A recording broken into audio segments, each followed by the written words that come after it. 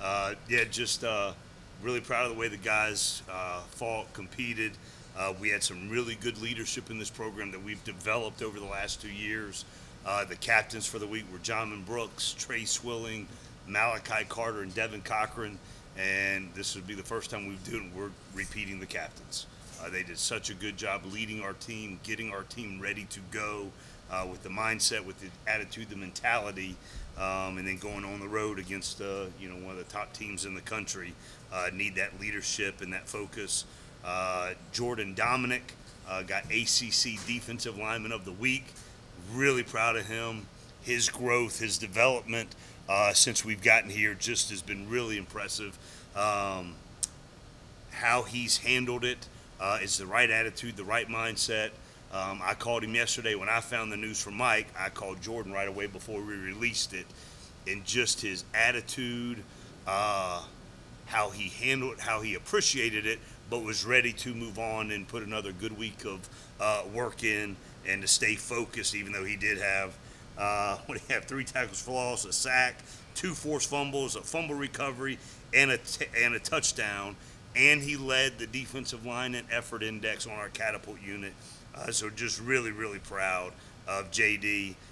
Players of the week, as voted on by our staff, Jordan Yates, 4 touchdown passes, was efficient in the passing game, was getting us into the right runs, was having the right RPOs and the looks off of the force protectors. Really proud of him. Charlie Thomas had a great game, playing multiple positions. He played our overhang to the field, our nickel, and then on third downs he was playing Willie linebacker. Had a huge impact in the game. You guys all know how much we value turnovers into this organization, and Charlie coming up with 2 was huge. And then special teams wise, Dante Smith was the special teams player of the game for us. Just every single time he runs down on kickoff. He was the gunner on punt, which is the premier position in this program. He did a great job, and he just so happened to lead the team in rushing as well, and he had a touchdown. So really proud of Dante. I know I mentioned this after the game, but it bears repeating. Normally we give developmental players of the week. The entire offensive development team got it. It was in my 33 times preparing against that offense. It was the best look I have ever seen. Brent Wimberly, Alec Brown, our 2 graduate assistants on defense, did a great job preparing them, getting them ready to go. And then to our developmental team's credit, they did a great job with it. And then on defense, Miles Brooks and Cole Newber did a great job in the back end, replicating what Kennesaw State does. I mentioned it after the game. After a win, you got to move on, get ready for the next one, and just the next one just happens to be one of the best teams in the country. Great coaches, great players, great environment. It'll be a packed house, I'm sure, and so we know we've got our work cut out for us, and the leadership in our program has to get us ready. They had a really good Tuesday practice, but we know we've got a really good opponent, great opponent coming up on Saturday. So, questions? If you could, please raise your hand, take a microphone. We'll start over here with Rob. Last week, Coach Thacker talked about, finishing games, Yep. and I believe you did also after the game Yep. Saturday.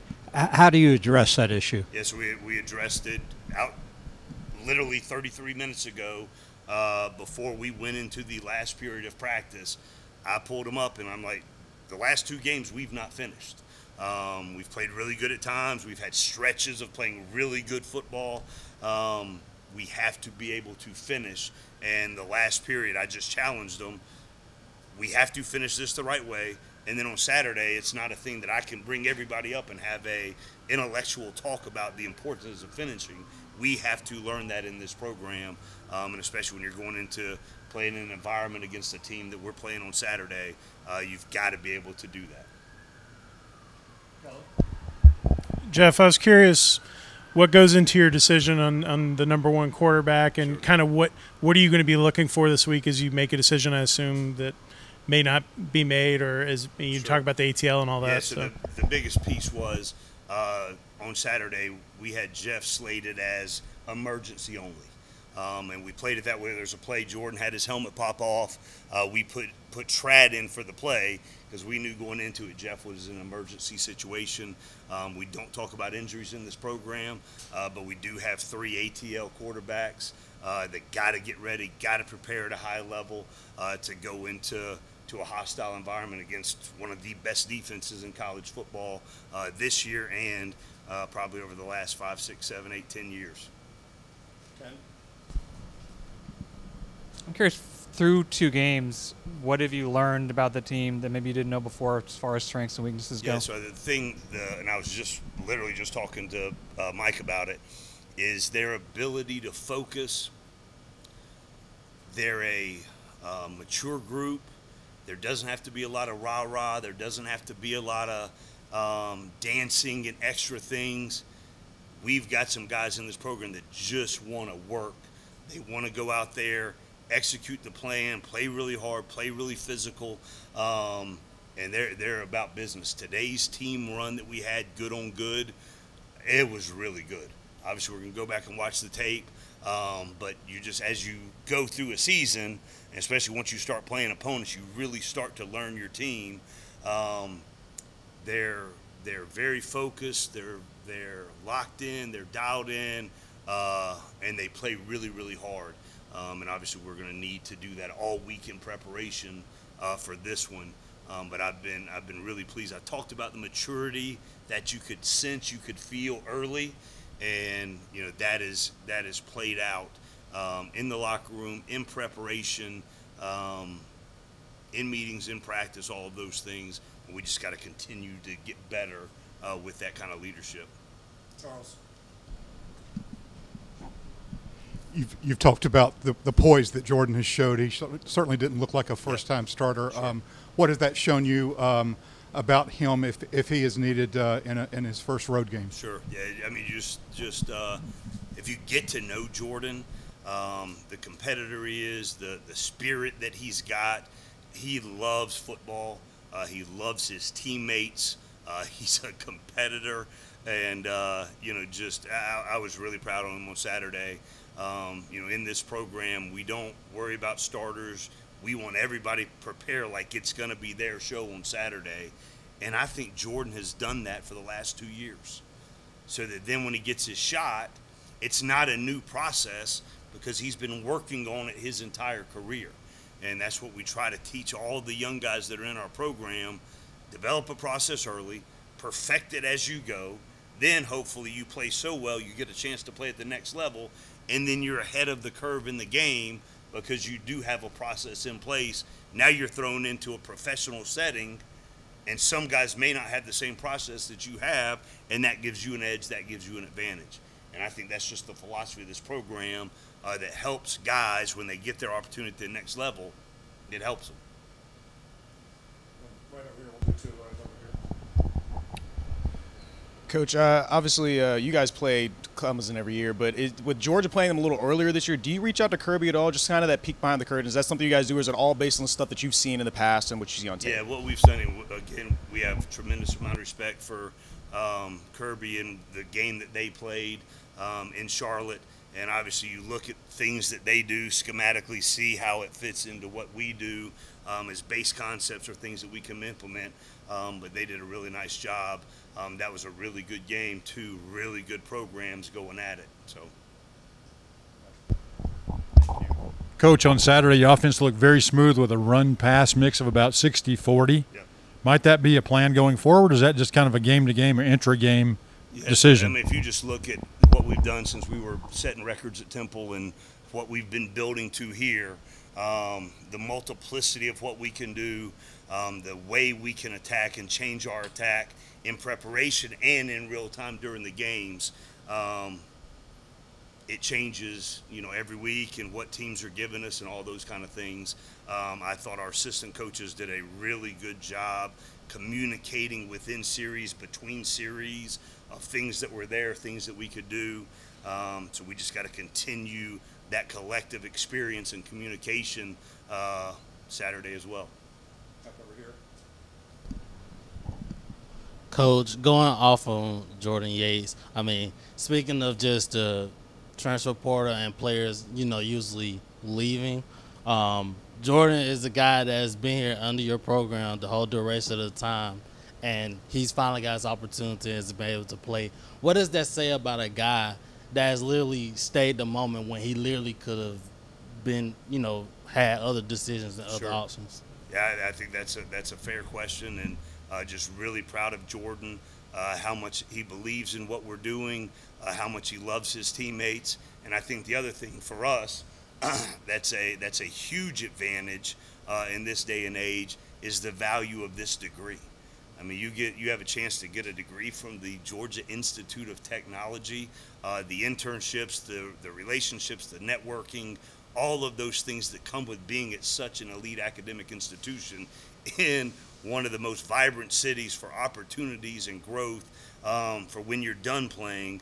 I mean, I think that sets us up, and I think Jordan and a lot of our guys, there's a lot of guys that are have played a lot, played a little, whatever, but have chosen to stay because they love their teammates, they understand the value of this degree, and they know that there's a coaching staff that really cares about them and loves them and wants them to have success in every single phase of their life as well. But that is a poignant example, but I think there's a lot of guys on our roster that are in that situation. I'm really proud of them. I'm lucky to coach them. Start back over here, Rod. What did you see on the onside kick that led to the Kennesaw recovery? It seemed like you had the right formation set up. They had in the past, the way they had done it, they'd always kicked to their right. So we had it slightly tilted in that direction, and they came out and went the other way for the first time in 6 years. And we were late getting it adjusted. They took advantage of it. And then the second one, we had time to get Trey over there. And Tobias, Wesley Walker, Trey did a really nice job covering up for Malachi to get it. And then Malachi makes a really nice play on it. So it was one of those things they saw the numbers advantage, took it. So we made the adjustment immediately on the sideline and got it recovered the next time. You actually 2019, that was your first game up there. In that time, like, how much ground do you feel like you've made up on Clemson over your going into your third season now? Yeah, and I don't want to speak in those terms, but I mean, if you can just look back to the game we played last Saturday, right, against FCS triple option team, and the game we played 2 years prior, FCS triple option team, and the growth that's been made in those instances. There's been a lot of growth, a lot of development from the roster standpoint, the understanding of our culture, how we play the game, their confidence, their mindset, their demeanor. One of the big challenges this entire offseason, it's no secret, I've talked about it a million times, we were one of the most penalized teams in America last year, right? And understanding and having guys collectively understand that was an issue. Let's, as a collective team, as a program, fix that issue. And then through 2 games, I think we're one of the fewest penalized teams, second fewest penalties in the country. We've got to continue to do that. Play fast, play aggressive, do all of those things, but don't hurt yourself pre-snap, don't hurt yourself post-snap. We had crowd noise going today, so all of those things we have to be able to focus when things are getting chaotic, and I don't think last year we did that, but I think the maturity that we've developed in the locker room, we're further ahead than we've been, but it is still, at the end of the day, one of the top 5 teams in the country, and great team, great coaches, great environment, all of those things. We just got to work really hard every single day this week to be ready to compete on Saturday at a high level. Have time for a few more for Coach, so we'll go Kelly and Charles. Coach, I was just curious about in the first game you had some issues with some tempo calls on defense, and then second game it seemed to have been cleaned up. You play a team that throttles it up and down like Clemson. Right. I imagine that's something kind of a point of focus to make sure you get those calls and get sub packages and only sub when they sub, that kind of stuff. Yeah, absolutely. So that's been a big deal for us. And then the first game, Kelly, to your initial point, There was a couple of new things, and they tempoed out those things, got us one.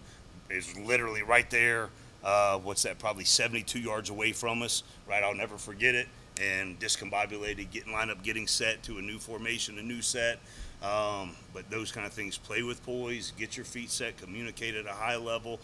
All of those things. We did a team max movement period today under chaotic circumstances to try to simulate as well as you can the kind of environment and the kind of things that we're going to have to deal with on Saturday. Charles. Clemson has had to reload to a certain extent on offense, and at least in their first game had some troubles moving the ball. What have you seen with some new names? Does it at all resemble the offense you saw the last 2 years? Yeah, I mean they've got really good players completely across the board. We do a roster evaluation on Sundays with our graduate assistants and go through that, and they don't have holes in their roster. They've got big time players at every position.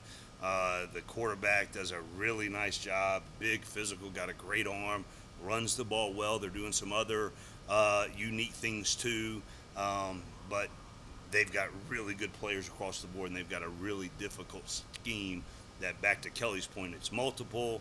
There's a lot of motions, there's a lot of shift, there's a lot of formations, all of those things that create problems for defenses, and we've got to be dialed in, have great gap control, great eye control, all of those things.